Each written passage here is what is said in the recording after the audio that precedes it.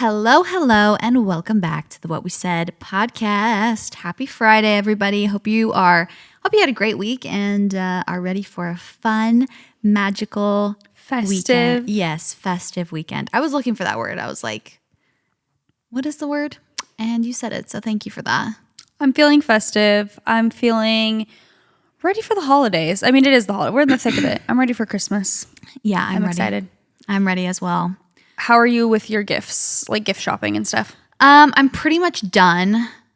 I have a couple things I need to gather. Forage? Yes, and wrap. Mm-hmm. As of today, when we're recording this, I need to wrap things, but we also need to get a tree first. So, and also with a toddler, I don't want to be wrapping things too early. So, true. Just having that under the tree for him to just torture him for weeks is gonna be. I can imagine that would not. Yeah, I might wait a week and just do a week before have the presents smart. out, because that's dangerous. Yeah, definitely. I feel like that's left unattended. Yeah, I don't know what's gonna happen. Yeah, I have not been wrapping. Maybe I was on it with the ordering gifts, most of them, but the wrapping I have not begun my journey. Yeah, so stay tuned for that. Yeah, you know what I watched? Speaking of gifts, you know what I watched last night? I watched the Buy Now documentary. How was it? It was terrifying. As soon as we pushed play, I turned to Nick and I was like, this is going to make me feel very weird. And he's like, okay, well, let's not watch it. I'm like, no, it's good. I need to watch it. It's just. What was the premise of it?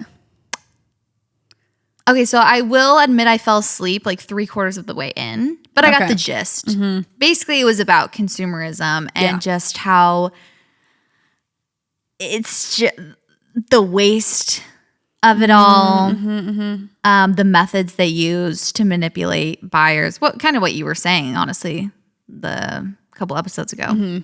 That's what it was about. These people who work in the industry and who have worked for years and at major companies like Amazon, Adidas, how they get you to buy stuff. Yeah, got wrapped up in this, world and the consequences that it has, basically. And it showed a lot of visuals of the junk, the trash. And it was very scary because it was talking about how companies will make, one of the main takeaways that I got, because it's yes, okay, it talks about buying more and buy now and how quick and easy it is. And the girl that worked at Amazon, she was basically saying it was so fun it felt like I was an inventor. We were trying to have these ideas to make people's life easier. What if you could just push a button and your new pillowcase would get right to your house?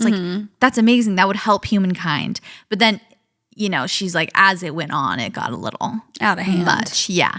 Because then they start going into these times in history where, for example, the light bulb in 1920, they got together. I don't know who they is, but the heads of these companies got together, the light bulb companies got together and decided to make light bulbs not last as long so that people had to buy new ones. And how they make more money and how iPhones, they don't want you to be able to repair them because they want a lifelong customer. They want you to buy the new one every year, even though yours is perfectly fine. But they make new things. They make things different so that you have to buy more. And that was terrifying to me. How it was you get a printer and it only lasts you for 3 years, but your parents' printer lasted for 30 years, lasts you forever. So how cars and stuff, they have tires, they have the technology to make them last forever, but they don't do it because they want you to buy more and more and more. Ew. And just make maximum profit. So it's basically how to make maximum profit, buy more, the quality of things going way down, how much, how it was saying that Shein, I forgot the exact number, but it was something they make 1.3 million new articles of clothes, new pieces every year they release. That's the type, not even just individual pieces, but a red sweater, a zebra sweater, the different things. And Shein was the maximum. Oh, I bet. Yeah. How many pieces they release and just fast fashion and buying now. And it was showing all these hauls people are doing where they have a bunch of Amazon boxes, a bunch of Shein box, just the more. The Adidas guy was everyone has enough clothes. You don't need these things, but also they make the quality not so good. So you need to buy more, Yeah. And they have to incentivize buyers to buy. It was freaking me out. I was that is, but it's good to know because yet like you want to be able to do something about the big guys doing stuff, you know, but as you can just be a smarter consumer. Like you can just be aware of these tactics and try and avoid them as best as possible and try not to fall into them. Yeah, definitely. But it was still very worrisome. This reminds me of when I watched, I think it's The Social Dilemma. Is that what it was called? I don't remember. Or it was about social media. And it was just like similar vibes where you watch it and you're like, doomsday. I'm terrified of our future. I'm terrified of technology. I want to throw my phone across the ocean. Like, I don't want a part of this. It's just, it is spooky. And it's good to bring awareness to, I feel like, your spending, or not even your spending habits, but like what you purchase and just how it's good to be aware, I guess, of the tactics of certain brands to be like, buy more, you need this, to kind of maybe not get as tricked into always needing something new. Like, I think that is a good thing to be aware of. But it is spooky. You know what? I want to talk about the pajama debacle because this kind of brings it up. Yeah. And this is so old news, I understand. Like, I don't want to necessarily bring it back up and like rehash it, but I did have thoughts about the whole pajama thing. And if you don't know what I'm talking about, there is an influencer who I'm honestly not so deep into all of the lore, so forgive me if I'm like speaking out of turn, but this is for what I gathered from it. Yeah, I'm not like super read up on the drama. Well, let me tell you what I do know and just my thoughts about it. So this influencer created a pajama company. She started a brand with her sister-in-law. And I'm forgetting the name. I think it's called For the Memories or For the Mems. I think that's what it's called, For the Mems. It's a pajama brand. And I don't know what their future plan with it is or if they're going to be releasing. Like, it wasn't just a merch drop, I don't think. I think it was a brand company that they started. So they created pajamas and their launch was holiday pajamas for the whole family. So you could get, onesies for your kids, your babies, and then matching for you, your husband, like, pajamas for the whole family. And that was their concept, whatever. So they came out with these pajamas, and I think the most expensive one, or like the set for the woman's top and bottom matching pajama set, was like $98 for the set of pajamas. Okay. And people had a heyday. Like, I actually made a TikTok and I deleted it because I'm just like, I don't want to get involved. Why am I speaking on this? Like, I don't need to be involved in this at all. My TikTok, basically what I had said was, we need to go on more hikes as a society. We need to touch grass physically. Yeah.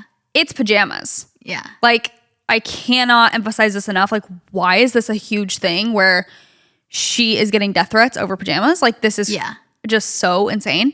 Anyway, they put them on. The reason that she was getting so much hate and heat for it is because people were like, that is so expensive. Like, to buy Christmas pajamas at that point for my whole family, it's $500. Yeah. And I totally see that criticism. I totally understand that. Like, I get why that would be just not doable for most people. And also, you're like, okay, how can I justify this? Because it's one time. It's like, we're wearing these for one Christmas and then my kid is going to grow out of it this next year. So maybe I can keep these, but like my whole family's not going to have these matching set for years. I totally understand. That is a valid thing to think. That's a valid concern. Yeah. Like, and to be like, I'm not spending that money. Maybe not the best business move. Yeah. Yeah. Like, if they're, because I know one of the things I saw was like the quality of them. I don't know. Well, here's what I'm getting at is, this hate all happened the moment they released the pajamas. No one had the pajamas in their hands. Yeah. So how can you really? And people were saying, well, the fabric that they used, like, I've looked up the fabric but I'm like, it's not good enough. Yes, like basically for that price and the fabric that they use, they should not be spending that, they should not be costing that much money. Yeah. And again, whatever. I don't know about the fabric of it. I never got the pajamas. But to me, I was like, okay, to be freaking out this much over pajamas that you do not have to purchase. Yeah. You do not have to buy them. Yeah. Is crazy. And to not even have them physically in your hands and be like, oh yeah, these aren't great quality. Here's what we need to remember as a society. And this is what I just will truly never understand about the mentality of, we have to cancel this person and let's this attack business. her. We have to freak out. And all come together and destroy their business. No one should buy these pajamas. Yeah. How about you let things play out as they will, and people will naturally see the consequences to their actions if what we think is true. Without death threats. Yeah. Yes. If these pajamas, the quality of them does not match up to the price and they are not worth it, their business will go under in 6 months. You don't need to make all these videos before you even have the product. They cannot have this business. Yeah. Let it happen as it will. If people don't like the pajamas, they will not make money. Yeah. The business will not make money. Yeah. They might have one launch. They'll get some customers because they're influencers. People are going to be like, oh, I actually don't like these quality and this was a lot of money. I'm not ever going to buy from them again. And their business will not succeed. Why do you know what I'm saying? Yeah. Yeah. What is it's the deal? just the attack on the actual person. I think that's what is so crazy about it. It's like it's so personal. It's like the Matilda Jerf thing. It's like it becomes so personal when, again, okay. Wait, what's the Matilda Jerf thing? With her, remember, like, I'm forgetting. How long ago was that? A year? 2 years? When her company was like sending cease and desist to people who were like buying the dupes or something. Oh, or right, like right. Okay, people were just upset. I don't even remember what they were upset about, but like basically coming down on Matilda about her company. Yeah. And I get that is the, burden that you take on because you are the face of it. So it's like you get the praise, you get the, whatever. The heat. But like, yeah, the death threats, the personal aspect of it is so crazy where it's like, okay, I can even understand, honestly, if you get on and you're like, you guys, I've looked at this and I think it would be smarter. Don't waste your money. Like maybe they don't, like if you can't return them even, it's like, hey guys, you can't return them. They're not great quality. I would spend your money elsewhere. Like you can totally do that. That's helping other buyers, buy these pajamas instead. Like I even totally understand that.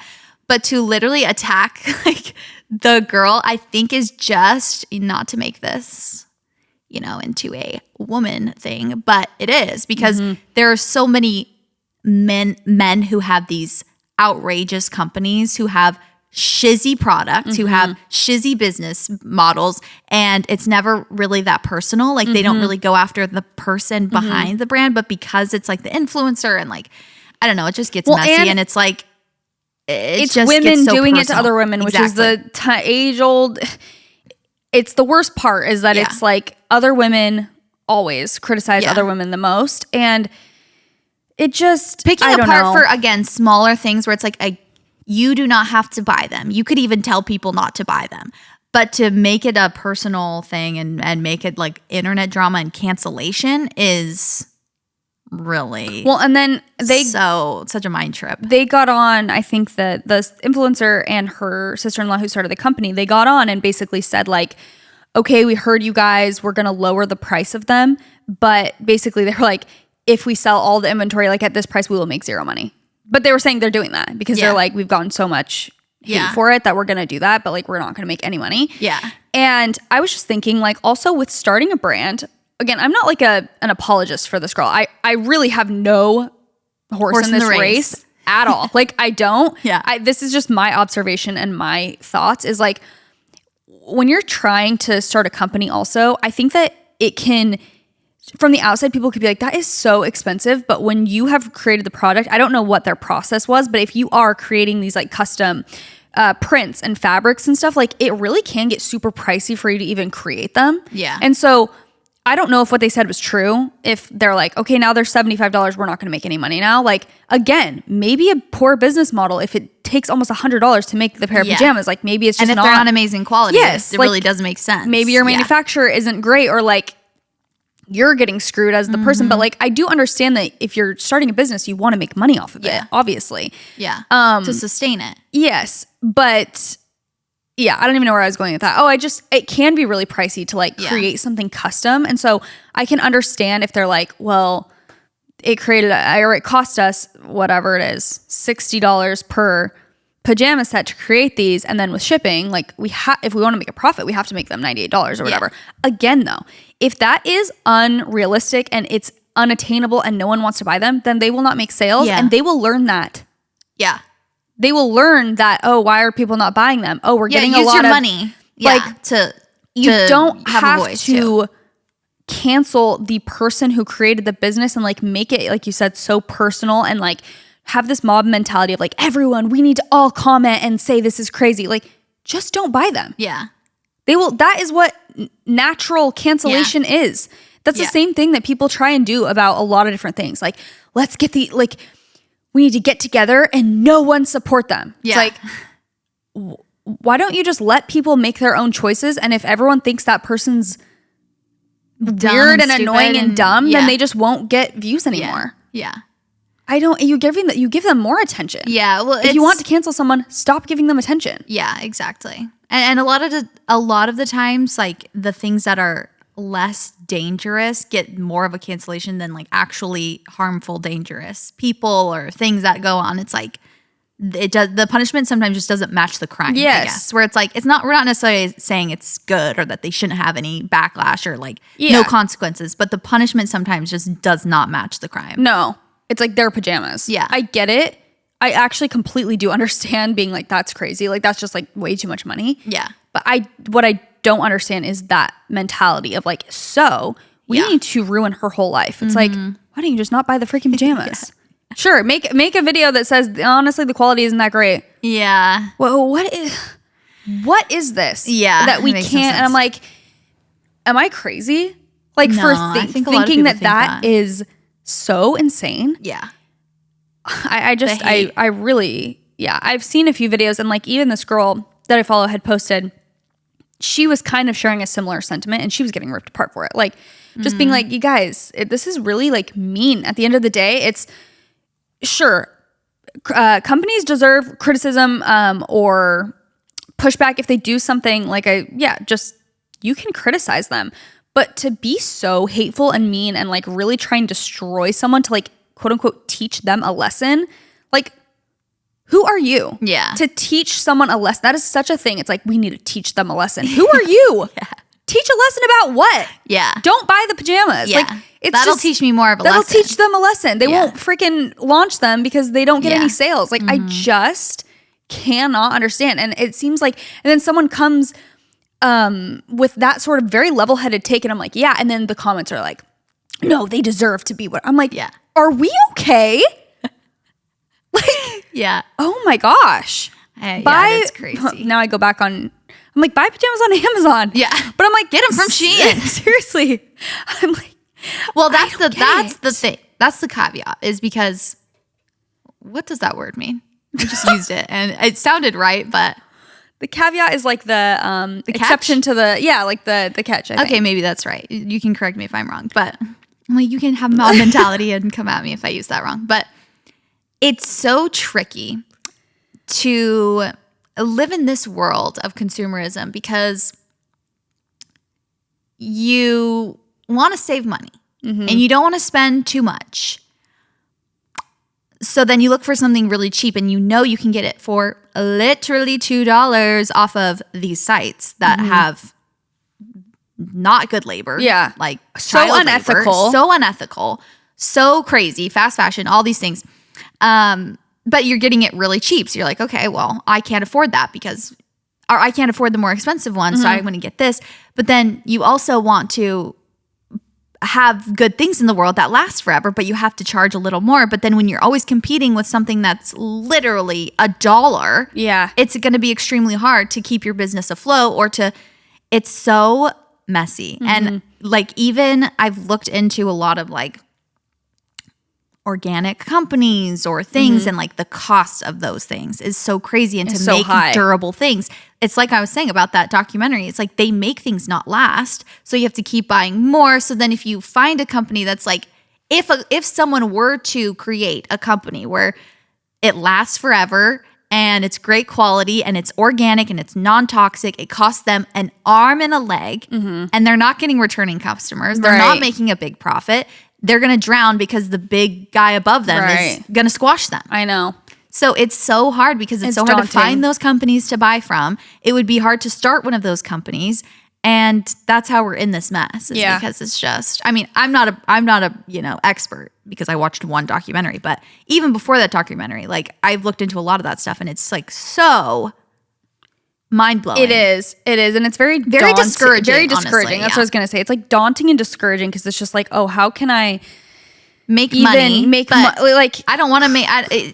It's just like if you were to make a company like that you wanted to make organic, durable Christmas pajamas they could wear for the rest of their lives. I fear for the price that they would be. And then it's like, okay, well, I could get them from Amazon for $2. Yeah. And then I could get a new one next year. So we have new Christmas photos every year. So it's like, that company's not going to last very long. I know. You know, it's so discouraging. It is very discouraging. And I guess just I was feeling like, again, I totally understand criticism in some way over certain companies. Or I would understand like the disappointment of like, maybe this is your favorite influencer, you're excited for her to come out with a brand, and then it comes out and you're like, that is so unattainable. Like, I get that disappointment. You know what I mean? I get all of that. I guess I'm just also thinking from the lens of like her creating this company and then literally like it's launch day and you've like put a lot of hard work into something and then everyone is literally like, yeah, you're like, we hate your company. Let's now all band together. We also hate you. You don't deserve a platform. Like, I'm just like, oh, that's really intense over expensive pajamas. Mm-hmm. Like, I don't know. And I think she gets in a lot of hot water for a lot of things she does. I don't know the lore. That's what I was going to say. I don't know her specific lore, but like I do see a lot of things like hateful about her. So I'm like, I don't know, but I'm just saying my piece. Like, I think it's a bit much over some stretchy pajamas. Yeah. That's all I'm trying to say. Like, for sure. I don't know. It is a little bit crazy. It's a little bit much. Yeah. I know nothing about the quality of them. Never had them. I don't know. Yeah. But I just had that thought when you were talking about like the quality of things and buying things and like new brands. And again, sometimes I think like people come out with brands and they're just not necessarily like solving a problem. Yeah, they're not necessary. They're not necessary. And so I do think that it is hard to like succeed with a brand these days and also have it be ethical, good quality, perfectly priced. Like to have all of those things, I just think is extremely well when your hard. competitors are Amazon. Yeah. And again, all these other things, if you want to do it right, it's like it would be just it's hard to find those companies to shop from, honestly. Yeah. Like you really have to look like small businesses, you have to it's like a full-time job. Yeah. Because those wow, now we're getting to like almost conspiracy talk words. I'm like, but they're on the billboards and they're on the it's just they're everywhere. Yeah. And it's so easy. And you're like, well, I have to keep up with everyone else. So I can get this in 2 days. So let me just order from Amazon or let me, whatever. Well, and also once a brand is established, you trust them and it's like, oh, I'd rather just, I'm thinking, Skims or something. It's like, well, that's a cheaper price and like I trust them because I have a lot of their stuff. So I'll just do that. You know what I mean? Like it's hard to compete with these bigger brands who are very established. Mm-hmm. And I think that is like the benefit of her having a following. It's like, oh, okay, like, but my people will come to me, but then to have it be so, have all this controversy. It's like, okay, cool. So I'm now a complete failure. My business is going to go under because I don't know. There's just a lot of layers to it. Yeah. But no, it's true. Anyway, those are my thoughts on the pajama. Yeah. The pajama scandal of it all. Thank you. Thank you. Thank you for You're the dissertation. so welcome. You're so welcome. Much needed. I'm always looking for fun ways to spice up my water routine and stay hydrated, especially just being postpartum and breastfeeding. I just find myself very depleted sometimes. And sometimes it'll be halfway through the day or I hate to say even further along in the day. And I realize I've not drinking an ounce of water. And something that helps me really stay hydrated is something that adds a little, a little oomph. Yeah, a little oomph to my water that tastes good, has a little flavor to it, gives a little kick, and is fun and exciting to drink. So I recently tried the Gatorade Hydration Booster. Nick has also been loving this as well. They're just little packets packed with essential vitamins backed by Gatorade superior science experts. They have no artificial flavors, sweeteners, or added color. You just add them to your water, shake it up, and you're good to go. The electrolyte levels are suitable for all day, so you can be sipping and help you get through your busy day. The Hydration Booster has an advanced blend of electrolytes from watermelon, sea salt, and other sodium and potassium salts. It contains 30 calories and 5 grams of sugar versus Liquid IV, which contains 45 calories and 11 grams of sugar. A lot of times with electrolyte products, I really like adding electrolytes to my water. I feel like, again, it's kind of just a nice way to get a different flavor in and still stay hydrated. But I also find myself just feeling a lot more energized and hydrated throughout the day when I do add electrolytes. And sometimes a lot of these brands contain so much sodium in order to get that. So I like that this has nearly half the amount of sodium compared to their top competitors. It's nice to feel like you can get a little extra hydration in there throughout your day without just having a ton of sugar and sodium and all of that. So put your water to work with Gatorade Hydration Booster. Go check it out. We have been talking a lot about shoes on the What We Said podcast lately and just how much shoes can really take your outfit up a notch. It can really change the game, okay? You can have an awesome outfit and then you're like, shoot, what shoes am I going to wear? And it can really make or break the outfit. So we're so happy to be sponsored by Nine West. Nine West is one of the world's most recognized brands that defines timeless feminine style and translates key trends into wearable and attainable styles. I have multiple pairs of shoes from Nine West that I've been wearing regularly. One of them is a pointed toe heel. I just got them in red. They also come in black. I have a really nice brown boot from them that I love that are also kind of pointed toe. And they look really cute under jeans and different pants. And then I also have a pair of cream loafers that I love. They're slip-on loafers, which I've decided is one of my favorite types of shoes, is the slip-on loafer vibe. So Nine West is a brand that inspires women everywhere to take on the world in style. It's on trend and affordable, which we love. Nine West makes shopping trends easier with their Need It Now edit. So it's also known as the 9 edit. This is a curated roundup of the hottest trends that you've been eyeing, from city streets to office meets to holiday events. So they make it really easy to look over, what's everyone wearing, what's looking cute this season, so that you can shop. And you can take Nine West from 9 to 9 with styles that are perfect for the office and a night on the town. I love a versatile shoe most of all, because you don't have to buy 2 separate pairs of shoes. You can find something that works for during the day and at night, something cute, something stylish. So you can visit ninewest.com and use the code WhatWeSaid at checkout for 15% off your purchase. That's NINEWEST.com and use the code WhatWeSaid for 15% off your order. Go check it out. I'm surprised it wasn't me giving you the TikTok lore. Usually it's me teaching you the TikTok lesson. But I guess I'm on just a very weird. You're teaching me about the Costco guys. Are they still at it? Did I send you the one of them at the WWE? I don't know. They were the guy was literally, what's his name? Big AJ was a wrestler in WWE. No. What's the big guy's name? The dad. I don't know. This is Big AJ, Big Justice. One of them was a wrestler, and then the son came up and helped him win the match. Like, it was so... It's so weird to me how someone can be so, sometimes I just think about this when I'll see someone pop up, or that someone can be so successful and I know nothing about them. They're having the time of their lives being like, I am just at my peak right now. And I'm like, who the heck is that? Yeah. There's so many people in the world at this point. I can't keep up with all the different. Yeah, no. What I was recently seeing is the Hawktua girl. Mm-hmm. She has a podcast now. And it's Talktua. Mm-hmm. Great name. People were so like, oh, good luck, sis. I would see so many comments like that. She hired a manager. And yes, she's like, I'm moving to LA, and people are like, please. And now I think she's actually very successful. I'm like, yes, okay. Have you seen? Oh, I wish I knew what it was called. Sorry, I didn't come prepared for this exact topic, but there's a podcast. I don't even know if it's a real podcast or if they just do clips. Okay, where they recap Talktua. A podcast about a skit. Okay. But the podcast is them watching the Talktua podcast and then talking about it, taking it apart as if they're in English class. Okay, and you see here, she talks to her and references her as silent thunder, but thunder is already or silent something. What? But thunder is only noise, so she's silent thunder. She's nothing.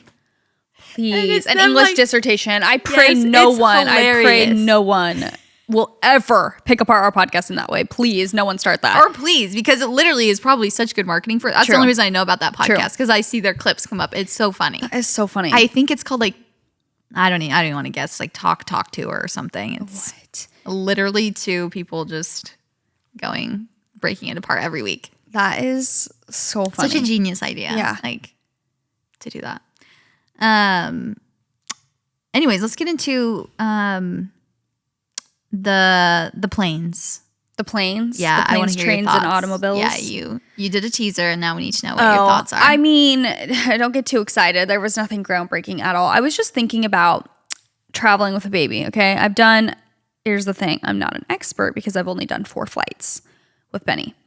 And she's only, a few months old. But I really, like, the main takeaway that I wanted to say is that I think traveling with a baby is extremely difficult. That's what I wanted to say. Yeah. And not in a way to discourage people from traveling with their kids. Like, truly, just hear me out and listen to the whole conversation. But I never want to sell this fantasy of, like, that it's just so easy and, like, effortless and fun to travel with your baby, because I think that it is really fun to take her places, and she's still so little, so I feel like I'm not even getting the full, she's not talking or really, looking at things and enjoying them a lot. So it's not like I'm like, whatever, I'm seeing it through her eyes. Like, that's not really happening quite yet because she's still so little.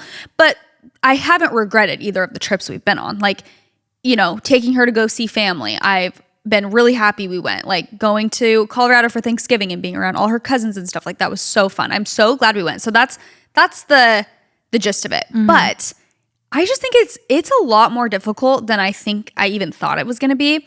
And maybe I'm too high strung. I think what I was realizing is, like, wow, I have to completely let go when I'm on these trips and when I'm in the travel mode of, like, any sort of structure. Like, it's just because I think I have felt like I've gotten on a pretty good just schedule and situation with her where when we're home, I'm like, we're kind of in a groove where I feel at this point, like, pretty confident about a lot of the different things. It's like, she doesn't have a super rigid schedule because she's still young. Yeah, but the flow of it. I have the flow down. It's like, okay, she's going to go down for a nap around this time. She's going to eat around this time. She likes doing this. She likes her play mat. She likes this toy. She's starting to whatever. Like, I kind of just have been feeling like, okay, I'm getting into this. And traveling just throws, at least for us, throws us completely off, where it was just like, we would be on this trip and they're like, okay, we're going to do family pictures at 3. And I'm like, okay, she would normally be asleep. But so then I tried to put her down early and she, whatever, like, wouldn't go down. So then right when we went to take the photo, she was so tired, like wanting to sleep. And I'm like, okay, so then trying to let her take a cat nap. I don't know, just a lot of things that obviously were not coming into play. And that's the whole trip environment overall. But I'll get into, like, the planes of it all in a second. Yeah. But yeah, just on this last trip, I'm like, I am exhausted from just, like, survival mode. Like, okay, she's not, and I was really realizing, like, towards the end of the trip, me and Leif were like, okay, our hands are up. We don't have a schedule. We don't know when she's napping. We don't know when she's eating. Just, we'll go off her cues completely. There's no schedule. Like, we'll have a brief idea, but whatever. Like, and I think that was a good realization to come to. I think I will treat our next trip a little bit differently. Like, I will be a little bit less, I don't know, structured. I'll just be like, whatever. Yeah, like the expectations coming down. Of what it looks like. Yeah, I know. It is crazy. As far as, like, traveling on a plane, like, same thing. It's just, I think I didn't realize how much just extra thought it is to take a baby with you when you're traveling. Like, even just, I was realizing we use elevators now instead of escalators because we have a stroller. So things like that where I'm just like, there's so much going on that's extra in our brains now having a kid. And truly the point of me sharing this is just to not. It's exhausting. Yeah, it is very tiring and, like, it is worth it, but I just don't want to be, like, I don't know. We're jet setters with our baby. It's like, the easiest thing in the world. It's so easy and fun and magical. I'm like, it's, like, kind of hard, but again, worth it. I don't know. Yeah, and I would say also it's like it gets easier with time because when it's such a jarring change from how you used to travel, the first couple ones you're like, oh, this is not like, wow, okay, I have that is a past life. Yeah. And this is the new life. And this is way more, like, I can't just sit and read a book. No. Like, my flights are completely different. Like, Didn't I'm even basically bring raw headphones. dogging this flight. Yeah. Didn't even bring headphones to, like, enjoy listening. I'm like, no, what? It's not about that's relaxation. That's not the flight vibe anymore. It's like, let's just keep her happy, occupied, asleep, Yes. if possible, if she's ready for a nap. We're trying to make sure they're like sucking on a binky or eating while we're taking off. We got to make sure we know when the descent is. So their ears are popping. Like, yeah, it's everything. Making sure they're not kicking the seat in front of you. Yeah. Are they going to nap before? Like, Exactly. heaven forbid they nap on the way to the airport, then they don't nap on the plane. Like, yeah, there's so many things to think about. It really is so crazy. And I think I was exhausted from just like the mental, like that's more what it was. It wasn't even like physically exhausting. It's just like, once we get to the location or once we get home, I'm like, wow. Yeah. That was so exhausting just because it's like my mind is so taken up by like, and she's at an age right now where I feel like she's getting very like just interested in different things and like her attention doesn't, you know, she's kind of squirmy because she's just like wanting to move on to the next thing and like, okay, this toy is cool for 10 seconds and then like next, and I'm just like, oh my gosh, this is so, it's just a lot of effort. Yeah, just constantly like, in work mode pretty much. Like you're just constantly problem solving. Yeah. For the last flight, she didn't sleep really on it as much. And so that one was more, we were like, we got off and we're like, oh wow, we're very tired from just like keeping her, again, like survival mode. Just like, okay, don't want you to freak out or cry. She's honestly such a chill girl. She doesn't. Yeah, she's just a baby. She just is a baby. So it's like you just have to constantly, Anyway, and again, she's getting more aware and she's getting more like preferences where I'm just like, okay, she doesn't like to be in this position. Like she wants to be facing outward or whatever it is.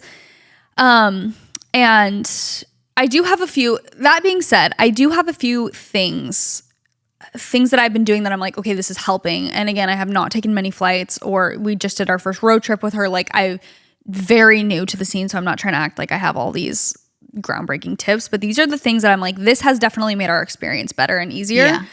So one of them is that on our last few flights, we have gotten the window seat and I am feeling like we should have the aisle. And I don't know, I like that was our choice. We chose the window seat.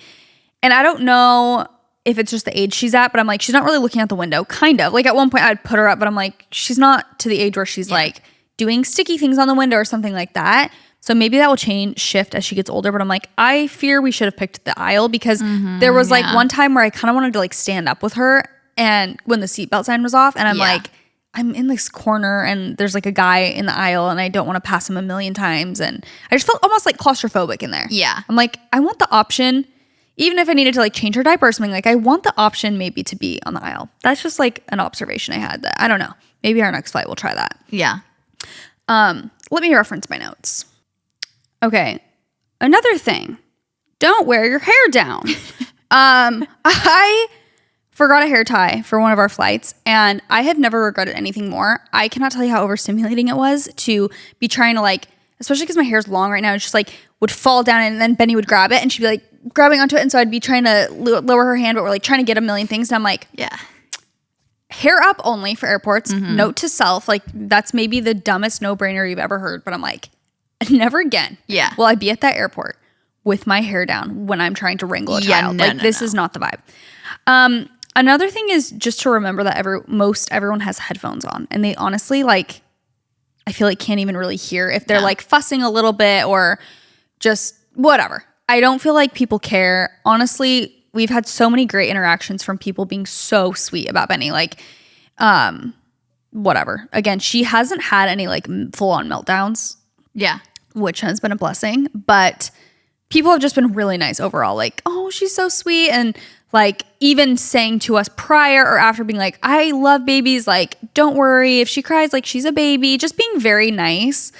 And so anyway, just remember that overall people are nice and also they're wearing headphones a lot of the time. They're kind of in their own zone. They have noise canceling headphones for a reason. Even if they're crying a lot, I feel like they wouldn't even be able to hear them super well if they have their headphones, they're in their zone. Like maybe a little bit, but just something to and also remember. I really, really feel as though something that I've had to adopt is just getting rid of my people-pleasing qualities in situations like that, because when there's nothing you can do about it, like if there is a situation where it's like, oh my gosh, I'm so sorry, like, and there's nothing you can do about it, the last thing that's going to help the situation is you in your brain like taking up mental energy thinking about the people being annoyed with you. At that point, I shut it off. I'm like, I honestly don't care now about your comfortability. Like, I am in problem solving mode. I'm trying to make sure that my family is good and that we're, being polite. I'm not going to let my kid do anything crazy, but I'm saying like crying or making noises or things like that it's just like they're a toddler. Especially they're a baby. when they're like, a baby. They're just, I can't help it. Like, I can't explain to them, excuse me, that's very rude to these people. Like, they're just babies. They're allowed to be there. I always remind myself there. I'm like, they're allowed to be here just as much as this person, just as much as this person. I paid for my ticket. Like, I'm here, Yeah. So if they're upset, most people, they can drown it out. But if they're upset, it's like that they just have to deal with that on their own. You just have to let go of that burden. It's not yours to hold. Just let them deal because they live in society. And like in society, there are different people with different needs. There are cranky people. There are little babies. There are people who, listen to their phone on full blast. Like you just have to deal with being in society and having things that annoy you. So for sure, you cannot hold yourself back from doing things and being in public because you're scared of what other people are going to think. Like, just, they can deal with it. Definitely. I think there is a line. Obviously, if you're like completely careless, you don't care at all about, you're just letting your baby scream. You're like, whatever. Like, but if you're trying to like de-escalate the situation and you're doing everything you can, it is what it is. Yes, but if you have that thought in your head while you're on a plane and your baby is fussy or, they're getting fussy, they won't latch or they won't take their bottle or they won't take a binky. Like, the worst thing for the situation is for you to get stressed, start sweating, have these, because then you are less patient. You are going to probably make the wrong decision in trying to soothe them. The best possible way for you to soothe them is for you to stay completely calm. And the best way to do that is to not worry about other people. So be like, okay, take a deep breath.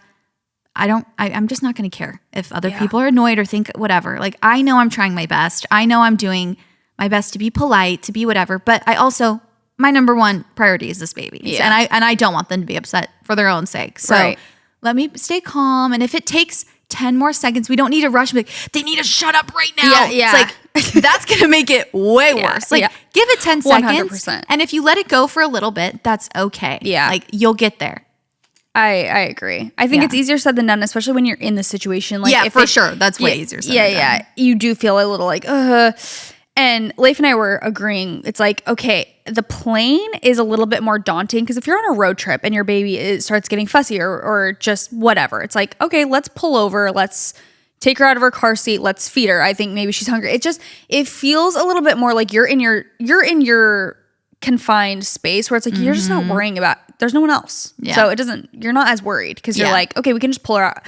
But when you're in a very confined, it feels a little bit more stressful. And that's why I was saying I even felt more claustrophobic being in the window seat because I'm like, literally, I have this much room to like keep her occupied and do different things. When you're also at home, if your baby's getting fussy, it's like, oh, okay, let me try putting her on her stomach. Let me try putting her on this mat. Let me hold her and walk her into the backyard. Like, there's so many options, but when you're traveling, it just feels like you're confined and it just your feels options stressful. are limited. Yeah. It feels a little more stressful, but I completely agree with all of that. And I do think staying calm is like the best number one priority. Yeah.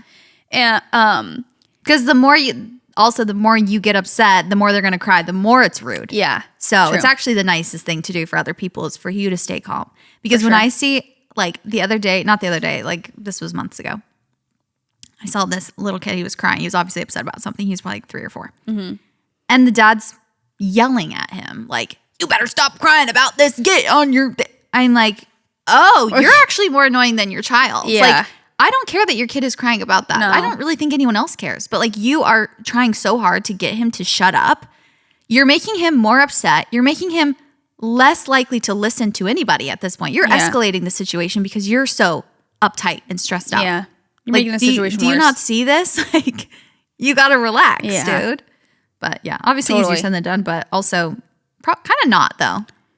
Like, it's common sense to, like, I think just maybe not common sense. I don't want to sound rude, but I think it's not an excuse to, like, oh, well, I just am so, it's kind of like what we were talking about in the last episode. Like, just stay calm. Like, I'm talking about the way that you treat your kids, not necessarily like getting worked up. That's a normal thing to get worked up, but the way that you treat your kids when you are worked up, because you're worked up is not an excuse to be mean to them. Be mean to them and belittle them and make them right when they literally are 3 or 4, like dealing with something like that. Anyways, that's a whole nother conversation. Yeah. No, I agree with that. Okay, a few more practical things that I think really helped. A product that was really, really nice and game changing was the Doona, and all my friends were like, the Doona for traveling is so nice. I mean. It's so some nice. of my friends, like, that is just their stroller they use for everything. So it's like, that's just what they put in there. That's their kid's car seat is the Doona.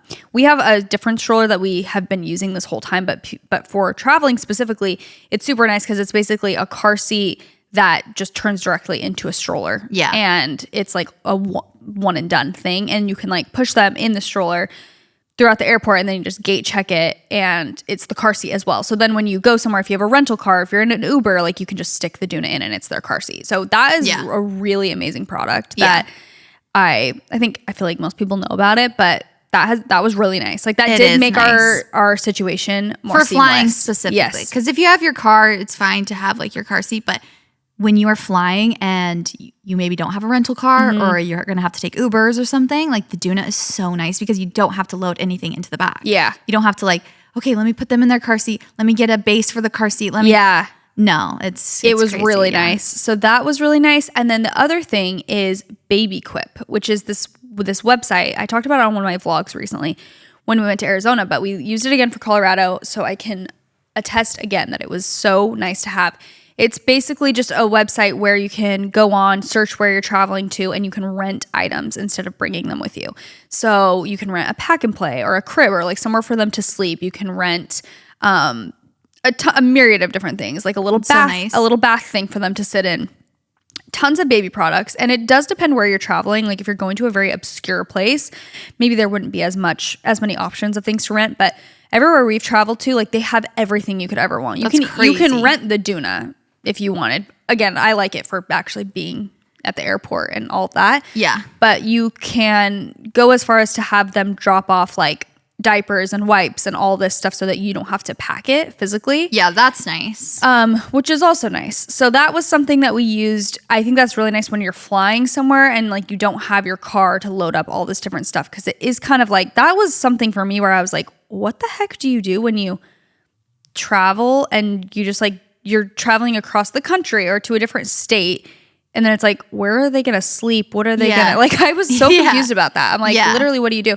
This kind of solves all those problems, because it's just like, you can look it up if they have it in the area that you're traveling to. It's so nice. And that's a genius thing, I think. It does make traveling, again, more seamless and easy, and you don't have to pack as much. So that was nice.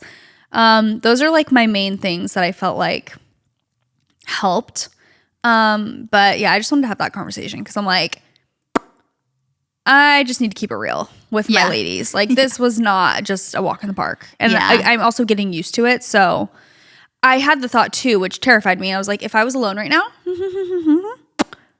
this would be so much harder. Like I have Leif with me and we're both working at this as a team. And I'm like, because Leif has been the one doing the Doona. Like he always puts it up and stuff. And I was like, okay, I need to learn how to do this. So he was like showing me how to, like transform it to the car seat and the stroller. Yeah. Because I'm like, I really need to know how to do this. Like if I'm alone with her traveling, or if I have to go up the ramp with her and you're getting something else, like I want to be able to not be like, I don't know what I'm doing with this thing. But I just had that thought. I'm like, oh my gosh, if I was alone right now, like I would be struggling. And I need to be more confident in this so that if I do have to travel with her alone, like it's not an issue. Yeah. I think I'll get there, but we're in the very beginning stages. Exactly. And I'm just like, I was going to say, even in general, like as words of encouragement, first of all, I will validate that it is extremely hard. And even when you told me about Baby Quip, even though I had Case 2 years before like most of my friends had babies, I feel like a boomer. I'm like, wait, now what is that? Like, what is this new technology that they've come out with? Like little things that even your bottle warmer or like your water warmer. Yeah. Me and Nick were like, the amount of times we've been running through an airport to find a coffee shop to get hot water to like make a bottle. Yeah. We could have bought this thing. That would have made it so much easier. That was not, you would have thought I had a baby 15 years ago. Like, you're like, I didn't have that in my day. Yeah, not in my day. We had to run around and like warm our own water. make our own fire. Like, what is happening? But I will say I think it gets easier. Like the first couple are so jarring. And then as time goes on, it does get a little bit easier because your expectations are out the window. Yeah, and you true. just truly like let go. Whatever happens, it's okay. Like things will go wrong. Yeah. And that's okay. Like probably majority of things will go wrong. And that's okay. If I have the mindset that it's not wrong, it's just, it is what it is, then I won't be as stressed and it won't be as crazy and I can kind of prepare for them. Yeah. And you kind of just know what to expect. It's like practicing, you know? Yeah. So I just hopefully I had the thought of, sorry to cut you off. I just had the thought, I'm like, I get why people like just want to stay home. Like why they're just like, this is too much. So much work. For I'm like, sure. I actually understand that mindset now. Yeah, or like, Whereas let's before just I had go me and kids- you. Let's leave the kids at home. Yeah, before I had kids, Yeah. I was always just like, oh, you can't let life stop you. And now I'm like, I get it. Like, I really do understand the notion of just like, this is so much work. Yeah, like, yeah. Well, It's like what's worth it. It's like a lot of times it's worth it for the memories. Yes, it is. But there are certain times just like I know the work that's going to take and it's not going to be worth it. Yeah, I know what you mean. I know. I was also thinking like those 2 flights were very short flights. And I'm like thinking about a long flight and I'm just like multiple naps and multiple feeding. I'm like, time changes. Think about the time changes. Like, all of that is just, it is like an adjustment. And again, I do think it's worth it. And this is not meant to be discouraging in any way. I just really. No, it's very real though. I think it is like worth noting for sure. Yeah. Because, I think my expectations were, I thought it would be easier. I really do. I was like, what? Sure, Add a won't be baby a big to deal. this? Yeah, it's like, no big who deal. cares? Yeah, it's just everything about like security is different with a baby. All of the aspects of traveling specifically in the airport are very different. Yeah, it's all different. Yeah. And also like you have to I guess if you're exclusively breastfeeding, you wouldn't deal with this. But if you are pumping or if you have formula, like that's a whole other thing where it's like you go through security and you have to like take them out as well. Like, cause she'll be like in her cozy thing. And it's like, okay, she has to come out for security. So if she's asleep or something, it's like, okay, get her up. And then they take apart your bag. Like if you have water in there and a bottle warmer, they have to do like a vapor test on it and then formula. Like it just, I guess it just added so much to our trip where I'm like, okay, so we need to be here first of all an hour earlier than we normally are just to like account for anything. Because also we had gotten to the airport and she needed her diaper changed and we were kind of already like cutting it close. And I'm like, well, we have to change her diaper. So, okay, let's change her diaper and then let's get in the car and then Leif forgot his in this whole mix. Leif forgot his backpack on at security. Oh shit! So we're on the plane and he's like, I don't have my backpack. Guess what was in his backpack? Not the formula. His Xbox. Oh, stop! Got him. You leave it there. I'm like, oops. Drops it. No, but that's not what I was expecting you to say. I know. No, his Xbox. Me neither. He had brought it to the family reunion because they all his brothers wanted to play together while they were there. So why do boys do? I mean, that I guess that works, especially if they use it. But I was gonna say a side note, like Nick is the king of that. Like he will bring the most random things on a road trip. He packed our Mac, not a laptop. He packed our Mac computer for a week-long trip with our friends because he thought he was gonna work on it. He set it up in our hotel room, didn't touch it one time. I was telling him, I'm like, this is crazy that you're bringing that. It's giving Leif bringing a VR set to the coast of Italy. This big. Him and James are on the balcony. The most gorgeous place I've ever been. VR on their eyes. Our one trip of the summer, the most beautiful, stunning view. We look out, goggles on. Like acorns. I'm like pretending to be a squirrel in an acorn tree while we're looking at the coast of Italy is crazy. I'm unwell. If you guys haven't played the games Acorn, it's actually extremely fun. Yeah, it's really fun. That is so funny. That is hilarious. And he was like, oh my gosh, I forgot my backpack. I'm like, you're kidding. I go, what's in it? He's like, my Xbox. So I like kind of like smiled at him. Close the doors. Lock the doors.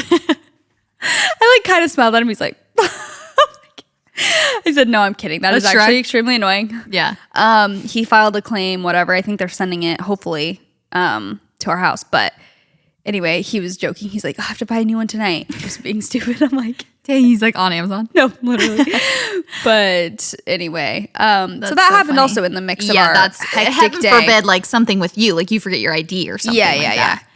Oh no. We also have so many more bags than we used to, just with her diaper bag and her stuff too. Yeah. So anyway, yeah, that was my spiel. Sorry for going on the longest Well, I rant of all have time. more. We were talking. We should just call this "Babies on the Plane." Okay, I'm ready. Episode because what else? I did travel alone with Elwood this weekend. Yeah. How'd it go? I flew twice with him alone. I actually was realizing I'd never flown alone with Case. Nick actually has. He took Case on a trip one time, but I've never flown alone with Case. Mm-hmm. And this was Elwood's first flight, so I had never taken him on a flight before. But it's a really fast flight, so I was not worried at all. And honestly, like a toddler on a plane, like is worse. Yeah, I literally hate to be like one worse. up you, but I'm like, it's just wait. No, but I was hoping it'd be better at a certain age. Well, I mean, it depends. Like, 'cause I felt like it depends how low you're willing to stoop. how low you're willing to go. Well, I was just thinking you can entertain them more and reason with them a little more. It feels like, I don't know if that's true, but like, okay, give me this. Here's your sticker book. Here's a. Like, I felt like you could give them more, whereas with Benny, it's like there's no. Well, I can't reason with you at all. Maybe not this age. I haven't flown with Case in a while, honestly. Like, he hasn't been on a plane this whole year, so. Has he? Maybe not. So he was only like almost 2, where they're not yet. That's a little bit of a harder. Yeah, that is probably like a year to 2 years is like really hard on the plane because they want to move. They don't want to sit on your lap. True. So they want to be moving. They want to kick. They want to do, and you can't be like, excuse me, like let's think about this. Like they can only say a couple words. That's true. They're really. A work. It's just a lot of work. That's the thing. Like you're walking them up and down the aisles. Same thing of like exhausting. Like you get to your location and you're like, and a baby, it's like they actually. I'm like they're pretty practical. Like you can usually solve their issues. Yeah, that's true. Reasonably. Like they're either one of 5 things. So you're just trying to figure out how what it is or how to solve that issue. It's like if they're gassy. It's like you know they're gassy, so you're trying to figure it out. Sometimes at that age of like a year to 2 years, you're just like. And what is this for? Like, how can the Wild West? Yeah, no, I get that. That does make sense. Like, are you just, again? Maybe at this age, Case would be because he's so aware and like he would sit down and play a game or like read a book or do something, do an activity. That's what I'm saying. Or you can bring out the iPads. It's how low are you willing to stoop? Right. I do know people who they have iPads just for travel, which is great because then they are like. This is like their one opportunity. This is my one time. I'm going to take every ounce of it, and be really excited about it. That being said, when I took Elwood, I was not worried about it because I was like, this is going to be a break for me. Yeah. Like, Nick was staying home with Case, and I was taking Elwood. And we get to the airport and I was like, I'm going to travel so light. Because I was only there it was a very short trip. So it was like best case scenario. Like I wasn't going to be there like for a week or anything like that. So I was like, I'm going to bring a couple diapers for like the road. And once I get there, but like once I'm there, I know I can buy diapers and wipes and all that stuff.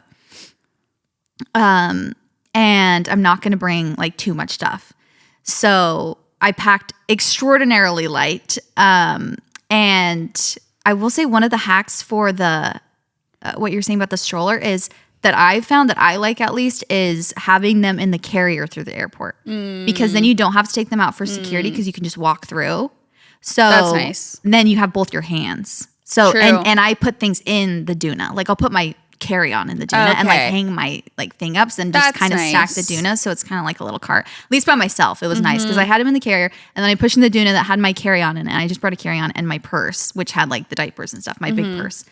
And we get to security and I'm like, okay, Chelsey, just have confidence. Like you can do this. This is the first time traveling alone with a baby. Like just channel your inner Nara Smith. Okay. Like you could do this. And we get to security and if like you go through and they just check you. Like if you don't walk through this thing. Oh, okay. We're going to jump into an ad to talk about one of our new sponsors. Good wipes. I'm obsessed. Okay. We're going to have some potty talk. I'm sorry, you guys, but it is essential, I think, at this point that we have some kind of water to help us clean our rear end after we go to the bathroom, okay? I don't think toilet paper cuts it, and I say I think because I've seen it when I told the story before, but I didn't have any more wipes when I was changing my baby's diaper, and so I had to use toilet paper, and I was like, this is not doing what we think it's doing. So enter Good Wipes. I just got a package of these on my doorstep, and I absolutely love them. We have some in our guest room, we have some in our primary bathroom, and I have like a little to-go package with me in my purse as well. So when I'm out in public, I can be nice and clean. We wipe our baby's butts, so why do we stop wiping ours? That's the question of the hour. Good Wipes is here to help. These are so much better than baby wipes, though, because these are for adults. They smell so much better. They feel better, better ingredients, and you can actually flush them. So they're made with plant-based fibers, so they break down easily, which is really nice. You can feel good about flushing them down your toilet. They also smell amazing. They're naturally scented, hypoallergenic, made for sensitive skin. They have different scents. So they have like rose water, shea cocoa, lavender, cedar, and their brand new Botanical Bliss. I feel like these are really nice to have in your guest bathroom, obviously in your own bathroom as well, but just for guests to have the option to have a flushable wipe is really nice. So we have been stocking up both of our bathrooms as well with Good Wipes. If you want to give the gift of Good Wipes this holiday season, you can grab Good Wipes at Target, Walmart, Kroger, and most local grocery stores. Good Wipes is also giving families a chance to be an official Santa's Potty Pit Stop household. 20 lucky winners will receive a Good Wipes holiday care package to create the ultimate restroom setup for Santa. To enter, head to goodwipes.com/Santa. Let's bring holiday hygiene cheer to all. You guys, I'm so excited about this new sponsor, Aura Frames. Okay, mom and dad, if you're listening, I need you to skip this ad because no spoilers, okay? I found out about Aura Frames and I was like, my mom and my dad and my in-laws are going to absolutely love this. I think this is such a great gift. So, named the #1 digital photo frame by Wirecutter, Aura makes it effortless to upload unlimited photos and videos directly from your phone so your favorite memories are always within view. So you can personalize and preload an Aura frame for a truly special and unforgettable gift. This is so great because I do feel like grandmas and grandpas, they always want pictures of their grandbabies or, they want to know what's going on, and FaceTime just doesn't cut it sometimes. So I think this is such a great gift for somebody that you don't live near, and you can preload it and personalize it with so many photos of you, of the fam, of, a dog, whatever special family members you want to, so that you can share the joy and they don't just have to stay on your camera roll. The most amazing thing about this is that you can upload the photos from anywhere in the world. So that's why it's such a great gift for someone who doesn't live by you, is you can upload a photo and you can share it to the frame. You don't have to be right next to the frame, and it will show up on their frame so that they can see what happened yesterday, the soccer game they missed, or anything like that. I was going to say, this is such a good gift for a grandparent specifically. I feel like grandparents eat this up, being able to have a digital frame with just like all these pictures and videos flipping through. But it's not as, you're not scrolling on your phone. So it feels a little bit more special and personal. And I mean, I can speak for me. I take so many random, like just little fun videos and photos of Benny. And so it's just so cute to be able to upload them all to this frame. And her grandma or her great grandma can see all of the photos and videos. It's super cute. Save on the perfect gift by visiting auraframes.com to get $35 off Aura's best-selling Carver matte frames by using promo code WhatWeSaid at checkout. That is auraframes.com, promo code WhatWeSaid. This deal is exclusive to listeners, so get yours now in time for the holidays. Terms and conditions apply. So I walk through with him, and then they have to do your hands or whatever. Which I don't. They check for something. They take a little brush and then put it in a machine and check if you've touched something. I'm sure dangerous. And I'm standing there. I'm like, oh, this is easy. I loaded up my stroller super fast, took off my shoes. I was like, I'm prepared. I've got pockets. I've got, this is very seamless so far. And then the girl goes up and she goes, it was an alarm. I'm like, okay. She's like, okay, ma'am, come with me. I'm Goodbye. Okay. And now you're under arrest. Yeah. Perfect. And now I'm under arrest. And I have it on me. So I walk over to the corner and they're like, okay, they're not really telling me what's going on, but they're like, which one's your stuff? They take my stuff from the conveyor belt, they bring it over, and they're not letting me touch any of it. And I'm like, okay. So they're like, can you take him off and put him in the stroller? I was like, yeah, okay. So I put him in the stroller. I took my carrier off. I put on the stuff. And then they continue to take all of my stuff out. They unpack my entire carry-on. They're testing everything. They're unfolding stuff. And I'm just I packed so meticulously. tight and so meticulously so that I could get everything in my suitcase, like my little carry-on that I need for both of us for the entire weekend. And they're taking out my purse. They're checking everything. And I'm like, okay. So good thing I got there a little earlier because otherwise, and I'm sitting there, I'm like, oh gosh, like what are they going to have to do? But whatever. Then the girl's kind of talking to me, but she's not really explaining. She's kind of talking to the other agents to like see what they're going to do. And then this guy comes over, like a TSA agent. He comes over and he like looks at me like, hey, okay. And she says something to him. I can't even remember. She's like, so she has this, and this. And he looks at me. He's like, so that's how you want to do it. And I'm like, what? Huh? And I literally go, wait, what? I'm like, I don't know what we're doing. And he's like, you didn't tell her? And I'm like, wait, what is happening? And what is that threat? Like, why are you threatening me? So that's how we want to do it? He's like, so that's how you want to do it. I'm like, sir, I promise you I mean no harm. And she's like, sorry, we have to do a pat down. And I'm like, okay, whatever. And she's like, do you want to do it here or do you want to do it privately? And I had this memory of my mom who had gotten a pat down at the same airport. And she was telling me how embarrassing it was to get pat down in front of everyone because they have to do everything. And they asked her, they asked me if I want to do private. She's like, oh, not a big deal. Just do it right here. It's fast and easy. And she was like, I was mortified. They were like literally touching me everywhere in front of everyone going through security. So I was like, I'll do private if I can bring him. And they're like, okay, yeah, we'll bring him in, whatever. So then they bring me in and have to pat me down. And I'm like, I want to tell them, like, please trust me. I mean no harm. What? I've done nothing wrong. I'm very safe. I do not mean, I didn't do anything bad, I promise. Like, maybe it was because I touched my plants and they had fertilizer. Like, I don't know what's going on, what set off alarm, but like, just trust me, okay? Just trust me, bro. Just trust me, bro. Like, I so badly want to just be like, this is such a waste of time, you guys. But whatever. So they pat me down. I'm like literally I want to laugh. I'm just like, okay, of course. This is happening the one time I'm traveling alone. Yeah, that I got taking you fully. That is crazy. Yeah, pat me down, sent me out on my merry way. And I was like, okay, well, at least I made it. And then got on the flight. And before I got on the flight, as I was waiting, the gate agent was I feel like because I was traveling alone with a baby and like so obviously, people were so nice. They're so helpful. And like the gate agent came up and was like, do you want me to check your stroller? Do you still need it? I was like, oh no, I'm going to bring him on the plane, like in the carrier. Like if you could take the stroller down for me, that would be great. And I could just take the carry on. And she was like, okay, yeah, I'll do that. And she was trying to break down the stroller for me. And I had Ella and I was like, like she was just helping me do it all. And she took the stroller. I was like, that was so nice. And then we get on and like my carry-on's pretty heavy again, because I packed it very tightly. And people are like, do you want me to like lift that up for you? Before I even have to ask, I'm like, this is people are being so nice.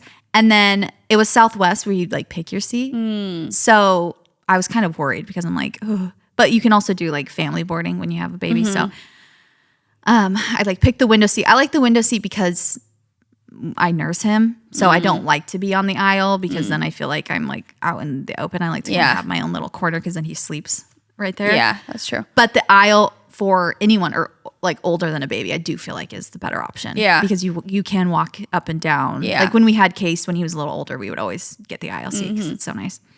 If you need to change a diaper or something like that. What was I saying? You picked a window seat. Oh yeah, I picked a window seat. No one was sitting in the middle seat, so it was like super open, super nice. And he was asleep most of the time again. It's like a super, super short plane ride. We like get off and people were helping me the whole time. Like this nice girl stopped and she's like, I don't have kids, but I know it's probably a lot. She's like, do you want me to push your stroller like up to the gate and like help you wait? And like I can hold this. And she was helping me so much. She was so sweet. That's so nice. I literally was about to cry. I'm like, you guys are so nice making this so easy. This is like easier than when I have a break. Yeah. Because people are helping me so much. And then on the flight back, it was kind of the same. People weren't as friendly. And I was like, okay, I had literally an amazing experience before. Like, but I also think it's important that, especially if you're alone, to ask. Like, always just ask. Like, don't feel dumb for asking for anything. It's kind of like you were saying the last episode about moving for planes or moving to go to the bathroom and stuff like that. It's like, just don't feel dumb for asking. Like, you are allowed to hold space in the world as well. Like, if you need... Most people like to help. So, like Like if you need help putting your suitcase above, like if you could just say, hey, is it okay if you lift that for me? Like most people are going to be like, yes, of course. Like, do you need anything else? Like the person who sat next to me, she was like the nicest lady. And I was like, oh, you took the gamble because she chose to like sit next to me. And she's like, oh no, I've had kids. Like I know how it is. And like even sometimes when I was nursing him, his like feet were getting over. I was like, I'm so sorry. Like if he's kicking you, like I'm trying to hold his feet. But she's like, oh, I do not care at all. Like just being so nice. Yeah, being so nice and so understanding and whatever. So it was a good experience. It gave me a lot of confidence. That's And that's why I feel like I need to say it does get better because it gave me a lot of confidence of like, oh my gosh, wait, okay. Like it is obviously that you can never, like he didn't nap on the way back either. And I was like, a little more work of like, do you like this? Yeah, what no, literally. This brochure. Yeah. You know, just like grasping at anything and not being able to, again, when you're by yourself, you can't be like, can you hand me that? Yeah, like, true. I'm like trying to like get around and get his toys from whatever, but. Or like he dropped his binky. I'm like, of course. He like literally threw it back. I'm like, okay. Wait, that was my other tip was to always at the airport have one of those things clipped to them for the binky. Because on our way to Arizona we didn't, and it was going everywhere. She didn't like throw it anywhere, but it was so close so many times where we would be like, anytime she would remotely, we would grab it. Grabbing it. Yeah. And I'm like, okay, never again am I doing the lone binky. Yeah. Like it has to be on that clip. I mean, I like it that way. But yeah, for sure. Because then she would, if it came out ever, it was just like attached to her. So it wasn't getting on the dirty airplane floor. Yeah. But I know. It is a trip though. Like after I got home, I was like, wow, that was both exhausting, but also because it's just your perspective of what you were used to. And that's what I was saying. I think because like the first couple of flights you're comparing it to before, it's just like, wow, this is so much more. And then now comparing it to going and like road tripping with both of them. Yeah. I literally was like, this is a break. Yeah. This is nice. Like, oh my gosh, I can kind of relax. Like I'm not literally running up and down the aisles at least this time. Like, true. So then it seemed a little bit easier, but it obviously is still like a Kindle, never heard of it. No. AirPods, never heard of it. Like it just totally the plane, you're just raw dogging it. Yeah. It's like, oh, I'll look out the window. Yeah. 100%. Yeah, I'll look out the window and read the safety instructions 50 times because that's what you like. So yeah, it was, so I went down for a funeral, and I just wanted to say this because I went down for the weekend. My Aunt Cindy, she passed away 2 weeks ago when you're hearing this, I guess. And so that's why me and Woods went down, and Case at a funeral, I just felt like was just not probably the best move for irreverence and just all those things. So they stayed home. And I went down for the weekend. So this is like my closest aunt, and I just like felt like I wanted to like shout her out because she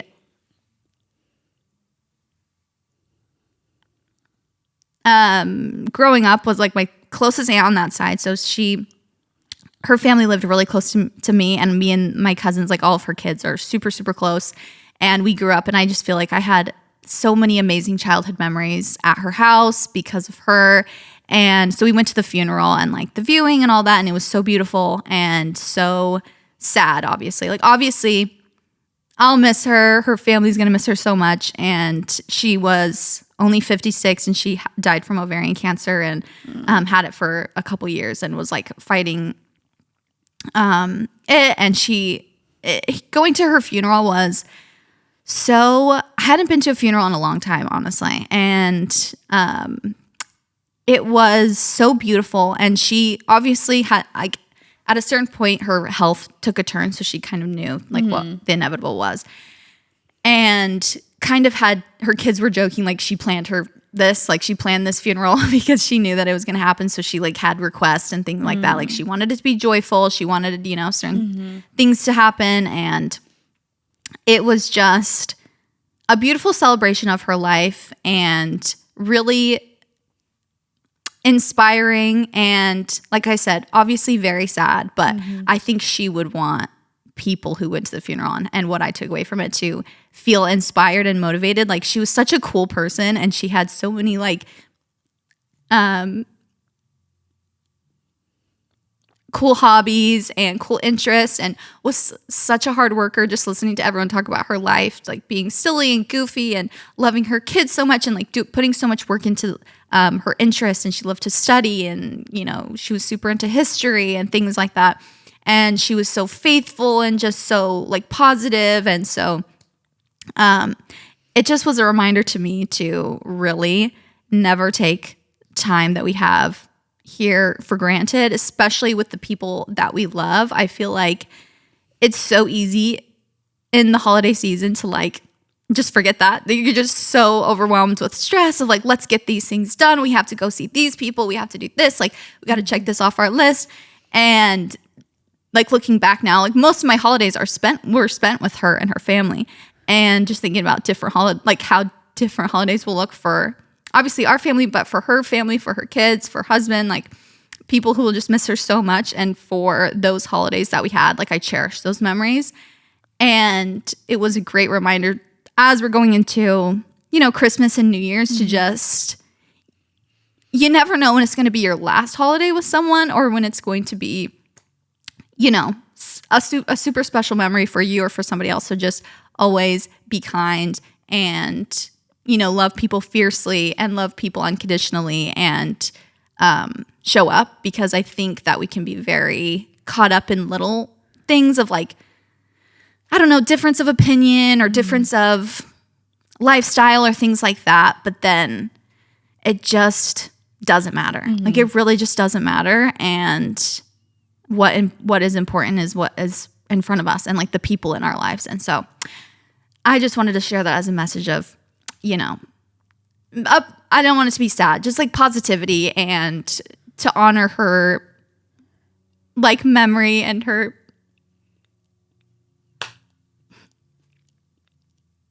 was this close to getting through the whole thing, her memory and her life. So just want to end with that.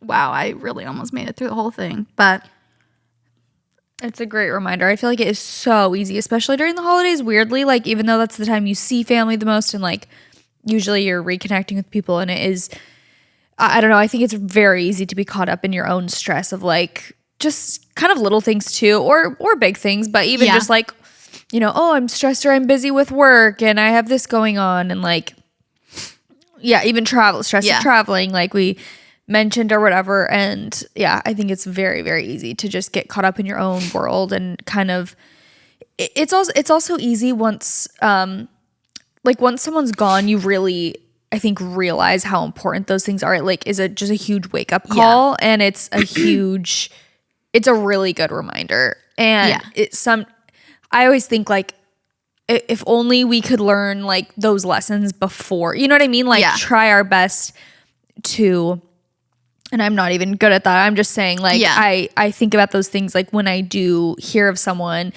passing away, I'm like, oh my gosh, it's so important to like keep in touch with people and like just, I don't know, FaceTime your family if you don't live near them every once in a while, or your friends, or just like the people who mean something to you. Like it's just so important. Like connection is literally all we have. Like it's all we have in this world. Yeah, definitely. I think kind of what you're saying, like you plan these things for the holidays and that's why you do it, but you kind of get in the habit and you forget why you get together on, Christmas Eve or on Thanksgiving or on, whatever holiday you celebrate. You forget why you're getting together, and it's just like, oh yeah, they're coming, they're coming, we're going to do this. That's just what we always do. But you forget why you're doing it and why it's important. And just take time to really just cherish it. And like, there's really nothing you can do to stop time. So it's not necessarily like, oh, panic and, worry about what's coming. But it's more so just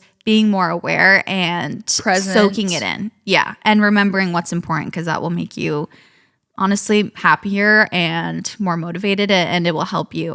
They were just also so generous. I just learned so many lessons just from her and her life, but I was so reminded of it during her like funeral services of people telling stories like her kids are so strong, and it's like obviously that's a reflection of her and how she taught them, and just how brave and how well she took things on in her life and struggles, and keeping humor with it, and just the way that she was friends to people and the impact that she had. So it was just really good to celebrate her life. And I just wanted to just honor her memory with that. I love that. I think it's important. I do love that. Yeah. Thank you for sharing it. Thank you for the reminder. It's very needed. I'm trying to think if there's anything else, but I feel like that's a good place to end for today. We can end it there. Thank you guys so much for listening or watching on YouTube, for subscribing to us, for all of your support. We love and appreciate you guys so much. If you want to follow us on Instagram, that's kind of our hub for where we do everything. So if you ever want to write in for story episodes or for our advice columns or anything like that, or if you're new to the podcast, that's our spot. So go to @WhatWeSaidPodcast if you're interested. We love you guys so much. And that's what we said. Bye.